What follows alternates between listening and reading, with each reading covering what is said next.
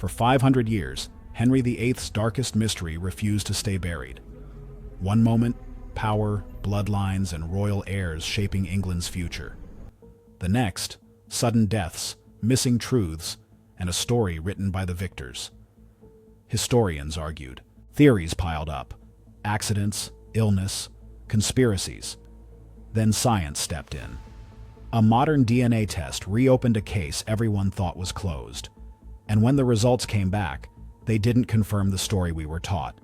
They shattered it. The version of history people wanted to believe, it doesn't survive the evidence, and the real answer is far more unsettling. The fall of the Golden Prince. Henry VIII feels like one of those historical characters we think we've solved. 6 wives, 2 executions, a nation walking on eggshells. If you want the simple version, you can stop right there and say, power did it. Power, ego, fear, and a brutal era. But the transcript keeps poking at details that don't sit neatly inside that box, because the story isn't only about what Henry did. It's about what happened to him. Slowly, visibly, and then all at once. When he becomes king in 1509 at 17, the transcript paints him as England's Renaissance dream. 6'2", athletic, charismatic, devastatingly handsome. He can joust with the best knights, compose music, charm anyone in the room. This is the Golden Prince phase, the version people wanted to believe in. Then by 1547, when he dies at 55, the transcript says he's almost unrecognizable. Nearly 400 pounds. Increasing problems with his legs. Constipation. Ulcers. Possible insulin deficiency. A temper so feared that courtiers don't just respect him, they fear him. And it's not just moods, it's consequences. 2 wives executed, thousands dead, a rule so paranoid and brutal it shocks even his own era. So here's the question the transcript keeps tightening like a noose. What happened in between? For centuries, historians tried to pin it on the usual suspects. Some blamed absolute power. Others whispered about syphilis, diabetes, or personality flaws. But the transcript argues none of that explains the full pattern. Because there's another pattern running underneath the politics. Quiet, personal, and devastating. Why did multiple wives suffer repeated miscarriages and stillbirths? And why did Henry's mental state deteriorate so dramatically after age 40? Then the transcript drops a date like a trapdoor. January 24th, 1536. Greenwich Palace. Henry is 44, still relatively fit, still doing the thing that defines him, charging down the tilt yard in full armor. And then it happens. His horse stumbles. The crash is violent. He goes down, and the transcript says he's crushed beneath roughly 200 pounds of metal. He's unconscious for 2 hours. When he finally wakes up, people celebrate. The king survived. England breathes again, but the transcript immediately twists the knife. But had he really? Because within months, everything changes. His personality shifts. He becomes more irritable, more suspicious, more prone to explosive rage. And at the same time, his body begins to rot in public. Those legendary leg ulcers start developing, deep, chronic wounds that ooze constantly. The transcript describes them as festering for 11 years, filling the air with the stench of rotting flesh. Tudor physicians try herbal mixes, draining, cauterization, burning infected tissue with red-hot irons, without anesthetic, and still the ulcers return. Again and again. The cycle never ends. Then comes the chilling detail that lands like a clock striking. Just 11 days after Henry's accident, his pregnant queen, Anne Boleyn, miscarries a male heir. The timing looks like cruel coincidence, and the transcript says the loss devastates Henry. But it also marks Anne. Within 4 months, she's accused of adultery and treason. By May, she's dead, beheaded on Tower Green. Now, for centuries, people argued about whether the shock of the accident triggered that miscarriage, but the transcript says that question misses the bigger one. Because this wasn't the first time Henry's queens lost pregnancies. Catherine of Aragon had endured the same kind of tragedy. And if different women keep losing babies in the same way with the same man, you start looking away from the mothers and straight at the father. That's where the find enters the story. And the transcript treats it like the moment the case changes hands, from rumor to a biological suspect. In 2011, bioarchaeologist Karina Whitley and historian Kira Kramer publish research that shocks the academic world. Their proposal: Henry likely carried a rare blood type trait called Kell positive. The transcript says only about 9% of the Caucasian population has it, and most people have never even heard of it. But for a king obsessed with producing male heirs, it's framed as a nightmare mechanism hiding in plain sight.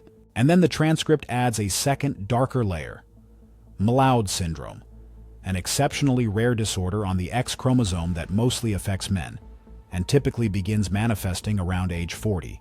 The timing is chilling, it says, because Henry's dramatic shift hits right around 44, so now the mystery isn't only, was he cruel? It's was something in his bloodline driving the collapse. And that raises the uncomfortable question the transcript won't let go of. Was Henry VIII a tyrant by choice? Or was something far more sinister controlling him all along? Okay, but can we prove it? The bloodline trap. DNA is where the transcript's biological case begins, because it ties the mystery to a bloodline trait and a rare disorder. Genetic research in the transcript points to Kell positive as the key trait, described as rare and carried by only a small percentage of people. Bloodline mechanics are laid out plainly. When a Kell positive father and a Kell negative mother have a pregnancy, the trait can appear with a 50-50 chance. Genetic timing matters because the transcript says the first pregnancy often goes fine, before the mother is sensitized. Disease begins in the transcript's mechanism, when fetal blood crosses into the mother's bloodstream during birth, and antibodies form against Kell antigens. Disorder escalation follows because those antibodies can cross the placenta in later pregnancies and attack a fetus with the Kell trait. Symptoms in the fetus are described as red blood cell destruction, anemia, fluid buildup, spleen enlargement, and then heart failure. Genetic pattern timing is emphasized because the transcript places many losses between 24 and 28 weeks, around the third trimester. Bloodline evidence in the transcript is then mapped onto Catherine of Aragon's pregnancy history as a repeated disease pattern. Genes are invoked because the transcript says the Kell antigen is inherited, making the father's trait central to repeated outcomes.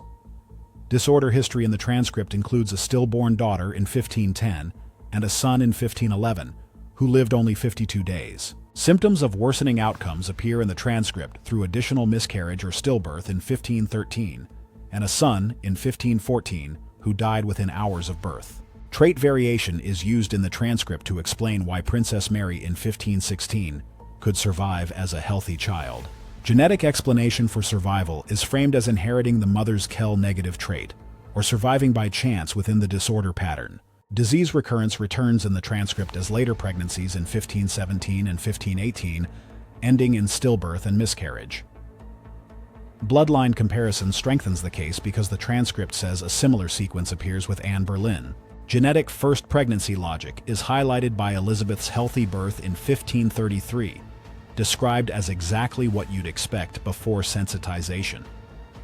Disorder progression follows in the transcript with a miscarriage in 1534 as the next pregnancy outcome. Symptoms and timing reappear when the male fetus in 1536 is described as dying at about 15 to 16 weeks, with uncertainty that it might have been later. Genetic inference becomes sharper because the transcript argues that repeating loss patterns across different mothers points away from individual maternal problems. Bloodline reasoning in the transcript points back to the shared father as the consistent trait carrier. Disease understanding is contrasted with modern medicine, because the transcript says Kell disease can be tested for and treated with blood transfusions in utero.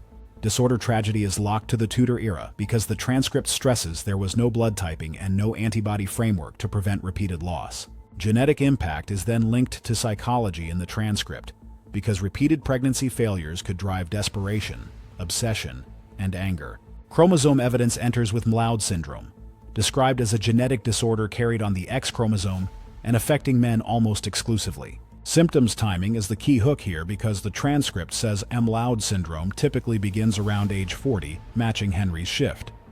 Disorder effects are listed as heart disease, progressive muscle weakness, and movement disorders. Symptoms that reshape the person are listed as paranoia, anxiety, depression, cognitive decline, and severe personality changes.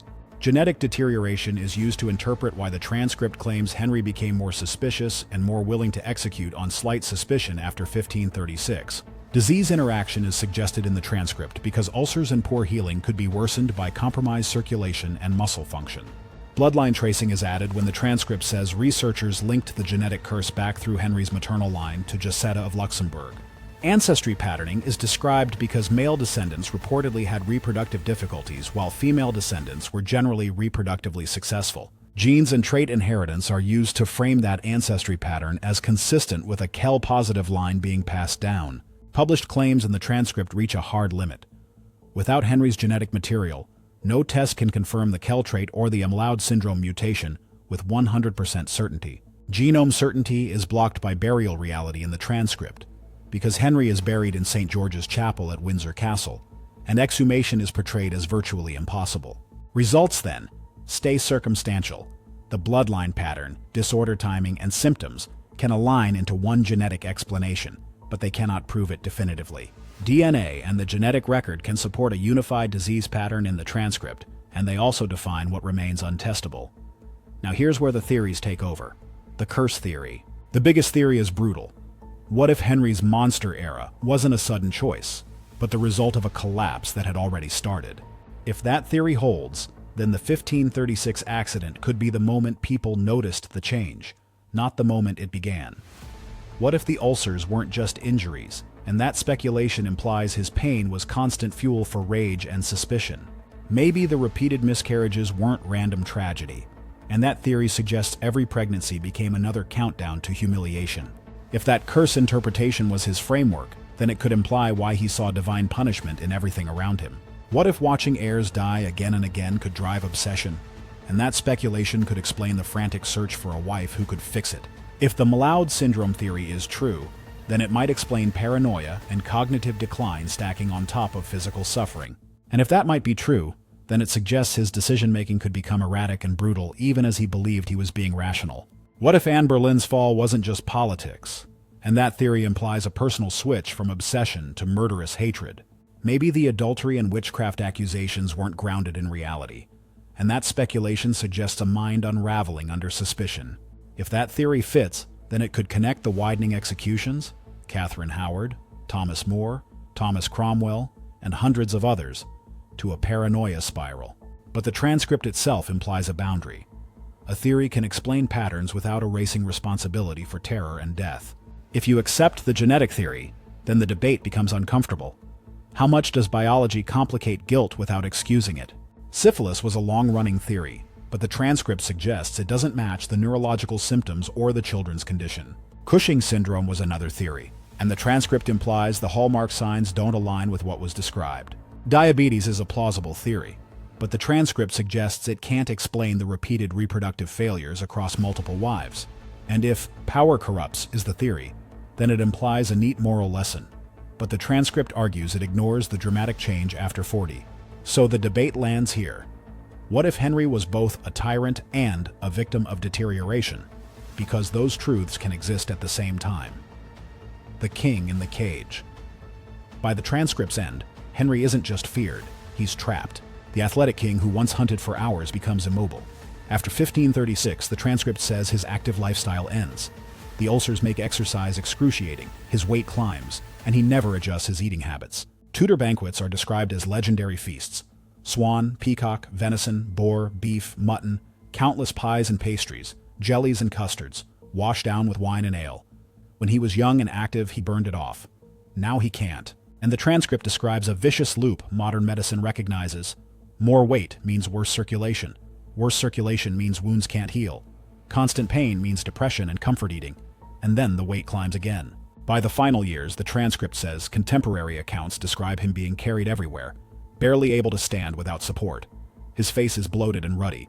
His breathing is labored and wheezing. It describes him sleeping sitting up because lying down made him feel like he was suffocating, linked in the transcript to congestive heart failure and sleep apnea in severely obese patients. It adds likely type 2 diabetes, severe hypertension, failing kidneys, and gout making movement agonizing.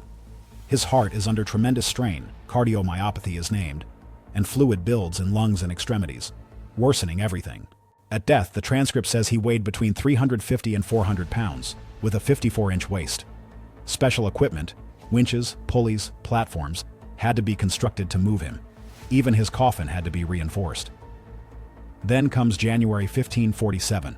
The transcript says that on January 27th, he develops a fever. And in an age before antibiotics, infection from chronic leg ulcers is likely the immediate cause. He dies in the early hours of January 28, 1547 at Whitehall Palace, and the transcript lands its cruelest twist. Henry never knew. He blamed wives. He blamed God. He never understood that his own blood could be killing his children, or that a disorder might be eating away at his brain. That doesn't erase the executions or the terror, but it changes how the story feels when you look at the man behind the myth. If the Kell-positive and Malaud syndrome theory is right, then what if Henry VIII's worst choices were made while his body and mind were already failing? Does that change how you judge him, or not at all? Drop your take in the comments, and don't forget to like and subscribe.